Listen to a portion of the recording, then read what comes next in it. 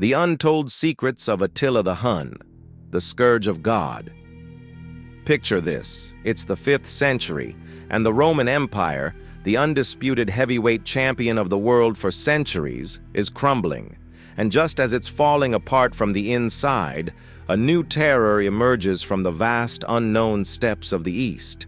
They were a people practically born on horseback, a force of nature that struck without warning. At their head rode a man whose name would become a synonym for destruction, a name whispered in fear from Constantinople to Gaul, Attila. The Romans called him Flagellum Dei, the Scourge of God. But the man behind the myth was far more complex and way more cunning than the legends let on. What you think you know about Attila the Hun is just the beginning. Was he a savage monster or a military genius? The answer is a lot more complicated and unsettling than you can imagine. Section 1. The Forging of a Conqueror. To really get a handle on Attila, you have to understand the chaotic world that made him. The 5th century was a mess. The once invincible Roman Empire was split in two, a hollowed-out giant bleeding from 1,000 cuts. Corruption, economic rot, and revolts had left it wide open. And into this power vacuum rode the Huns. No one was quite sure where they came from. Roman writers described them as an unholy terror unleashed upon the civilized world. They were masters of the horse, and it was said their warriors were so attached to their mounts, they sometimes even slept in the saddle. They rolled into Europe around 370 AD, a tidal wave of nomads that displaced entire peoples, sending tribes like the Goths running for their lives straight into Roman territory. This was the world Attila was born into around 406 AD, somewhere in the vast plains north of the Danube River. But far from being some random barbarian, Attila was born into the most powerful family among the Huns. He and his brother Bleda were nephews of the ruling kings. They were trained in the arts of war, archery, sword fighting, and complex cavalry tactics. They also learned Latin and Gothic, studying their enemies and the subtle art of diplomacy. There's even a fascinating, though unproven, theory that a young Attila spent time as a hostage in the Roman court, learning their strategies firsthand while never losing his Hunnic loyalty. In 434 AD, Attila and Bleda inherited joint control of the Hunnic Empire, which already stretched from Central Europe to Central Asia. Their first move wasn't war, but a negotiation that was more like a shakedown. They forced the Eastern Roman Emperor Theodosius II into a treaty, making him pay a massive annual tribute of 700 pounds of gold for peace. The Huns weren't just mercenaries anymore. They were running a protection racket on an imperial scale. But sharing power just wasn't in Attila's nature. For about a decade, the brothers ruled together. Then, around 445 AD, Bleda was dead. Roman sources are hazy, but the historian Priscus wrote that Bleda was assassinated as a result of his brother's plots. Whether it was a duel, a hunting accident, or just cold-blooded murder, the result was the same. Attila was now the sole, undisputed ruler of the Huns. His ambition was finally unleashed, and the world would soon feel its full force. Section 2. The Art of Terror. With absolute power, Attila unleashed a military machine the Romans had never seen. His strategy was a terrifying mix of speed, psychological warfare, and pure brute force. His army's greatest weapon was mobility. The Hunnic cavalry could cover huge distances at incredible speed, appearing as if from nowhere to strike and then vanish before an enemy could even dream of defending themselves. But his most powerful weapon was fear itself. Attila deliberately cultivated a reputation for unspeakable brutality. He was the Scourge of God, and the mere rumor of his approach could make entire cities surrender without a fight. Modern historians have compared his campaigns to a blitzkrieg, a rapid, overwhelming shock designed to paralyze the enemy. The Huns were masters of the feigned retreat, a classic step tactic where they'd pretend to flee, luring overconfident enemies into a chase, only to turn and slaughter them. Their warriors were expert mounted archers, using powerful composite bows that could punch through Roman armor from a distance. This was combined with brutal close-quarters combat using swords and even lassos to yank riders from their horses. When they took a city, they often used a scorched earth policy, destroying everything and leaving nothing for their enemies, a tactic that both weakened their foes and enriched their own people with plunder. In 447, Attila tore up his treaty with the Eastern Roman Empire and launched a devastating invasion of the Balkans. He crushed 2 separate Roman armies, destroyed over 100 cities, and marched to the very walls of Constantinople. Unable to breach the capital's massive defenses, he instead annihilated what was left of the Roman army. The terrified emperor was forced into a new treaty, this time paying a staggering 2,900 pounds of gold annually, a crippling sum that basically drained the Eastern Empire's treasury. Section 3. The Man Behind the Myth.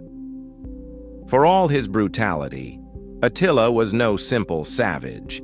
He was a shrewd diplomat and a master of political theater. In one of history's strangest episodes, he received a message and a ring from a very surprising source. Honoria, the sister of the Western Roman Emperor Valentinian III. Desperate to escape an arranged marriage, she begged Attila to help her. Attila, being Attila, chose to interpret this as a marriage proposal. He immediately claimed Honoria as his newest wife and, as her dowry, demanded half of the Western Roman Empire. It was a brilliant, audacious move. The demand was, of course, rejected, but it gave Attila the perfect excuse to turn his gaze from the battered East to the richer and seemingly weaker West. The image of Attila living in a tent is pure fiction. The Roman diplomat Priscus visited Attila's court and was stunned by what he found: a huge settlement of sophisticated wooden buildings. And while Attila's chieftains feasted from silver and gold plates, Attila himself ate from a simple wooden dish and dressed modestly. This wasn't poverty, it was a calculated PR move. By living simply among his warriors, he projected an image as a man of the people, cementing their loyalty. His court was a complex affair, managed by his first wife, Kreka, and he ruled over a diverse empire of Huns, Goths, Alans, and others, all held together by his personal charisma and the promise of loot. Section 4. The Empire Strikes Back. In 451, Attila invaded Gaul, modern-day France, with a massive army. While some ancient sources claimed up to 200,000 men, modern historians believe that number is exaggerated. He sacked city after city, leaving a trail of destruction. But here he finally met his match. The Roman general Flavius Aetius, a man who had once been a hostage among the Huns and knew their ways, forged a desperate alliance with his old enemies, the Visigoths.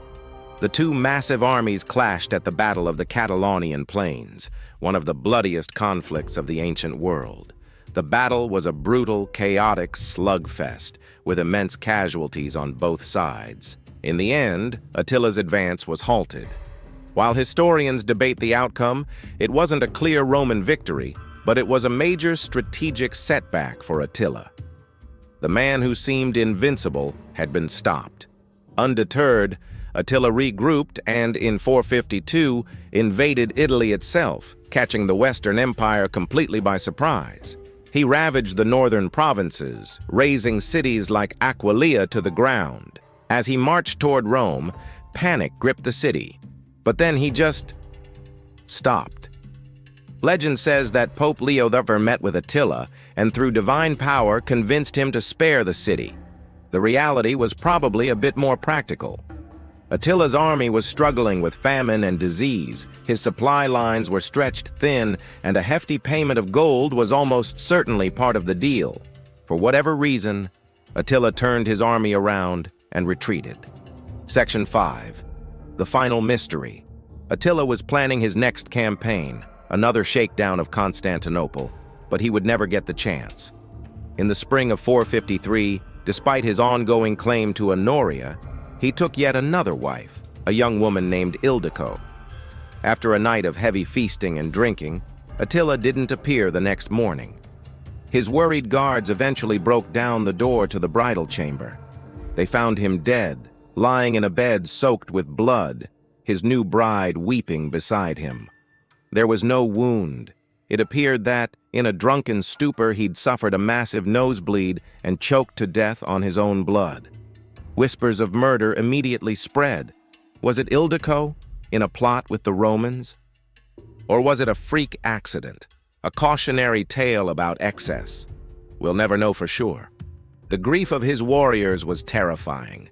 They reportedly smeared their faces with their own blood and rode their horses in circles around his tent. That night, his body was encased in 3 coffins, one of iron, one of silver, and one of gold. He was buried in a secret location, filled with the treasures of his conquests. The servants who dug the grave were all executed to ensure that the final resting place of the Scourge of God would remain a secret forever. To this day, his tomb has never been found. Conclusion. So, what's the real legacy of Attila the Hun? He didn't single-handedly cause the fall of Rome, but his campaigns were a massive accelerant.